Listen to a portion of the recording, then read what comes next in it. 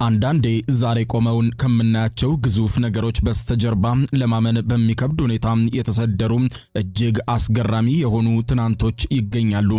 ዛሬ በጥንካሬው ወደር የለውም የሚባልለትና በዓለም የሽያጭ ገበያ ላይ ሰፊ የሆነውን ሽያጭ በየዓመቱ የሚያከናውነው ጃፓን ሰራሹ ቶዮታ መኪና ለመሆኑ ጅማሬውና ጀርባው እንዴት ይሆን ብሎ ለተመለከተ ፈጽሞ የማይገመትና አስገራሚ የሆነ ታሪክን ከወደኋላው ይጨልፋል። በዛሬው ፕሮግራሜም የማስቃኛችሁ ረዘም ያሉ ዓመታትን ወደኋላው ስጄ ብዙዎች የሚደነቁበትንና ወቸው ጉድ የሚሉበትን የማይገመተውን የቶዮታ መኪና ጅማሬንና አሁን ያለው ደረጃ እንዴት እንደደረሰ አስቃኛችኋለሁ። ጉዟችን ዛሬ ወደሚሆነው ወደ ሩቅ ምስራቋ ጃፓን ይሆናል። ጃፓን ቶኪዮ ላይ ለጥቂት ደቂቃዎች እናቅና። ይህንን ቻናሌን ሰብስክራይብ በማድረግ የደወል ምልክቷን በመጫን በየዕለቱ አነጋጋሪና አስገራሚ የሆኑ ጉዳዮችን ታገኛላችሁ። ወደ ዛሬው ፕሮግራም አለፍኩ። አብረን እንከታተለው።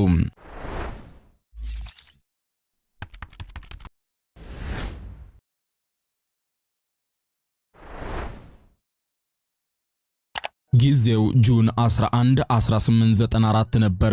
ኪኢቺሮ ቶዮዳ የሚል ስያሜን የተሰጠው ጨቅላ ይህችን ዓለም በለቅሶው ተቀላቀለ።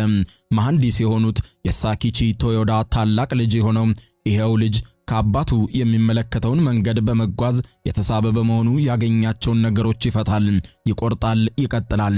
ይህ ታዲያ የኋላ ኋላ ፍላጎቱን ለማሟላት ዋዜማ የሆነለትን ዩኒቨርሲቲ ትምህርት ምርጫውን ምህንድስና በማድረግ ከቶኪዮ ኢምፔሪያል ዩኒቨርሲቲ በአውሮፓውያኑ 1920 በሜካኒካል ኢንጂነሪንግ በዲግሪ ተመርቋል። ከተመረቀ ከጥቂት ጊዜያት በኋላ አባቱን በሥራ ወደሚያግዝበት ቶዮታ ቦሾኩ በሚል ስያሜ በተሰየመው የማሽነሪ መገጣጠሚያ ማምረቻ ውስጥ ማገልገል ጀመረ። እንደ አውሮፓውያኑ የዘመን ቀመር አቆጣጠር ከጁላይ 1921 እስከ ፌብሩዋሪ 1922 ውስጥ ባሉት ጊዜያት ሳን ፍራንሲስኮን፣ ለንደንንና ኦልድሃምን ሲረግጥ ከየሀገራቱ በሽመና ጥበብ ላይ ያለውን ዘመናዊ መሳሪያ ስልጠና ለመውሰድ ሰንቆ ነበር። ይህንኑም ከየሀገራቱ የቃረመውን ዕውቀት ከአባቱ ዕውቀት ጋር አስተባብሮ በመጨረሻ ሞዴል ጂ-ሉም የተሰኘ ዘመናዊ የሽመና መሳሪያን የፈጠረ ሲሆን በወቅቱ ችግር ሲያጋጥም ወይም ግብአቶቹ ሲጠናቀቁ ያለ ሰው እርዳታ ስራውን የሚያቆም የመጀመሪያው ማሽን በመሆኑ ትኩረትን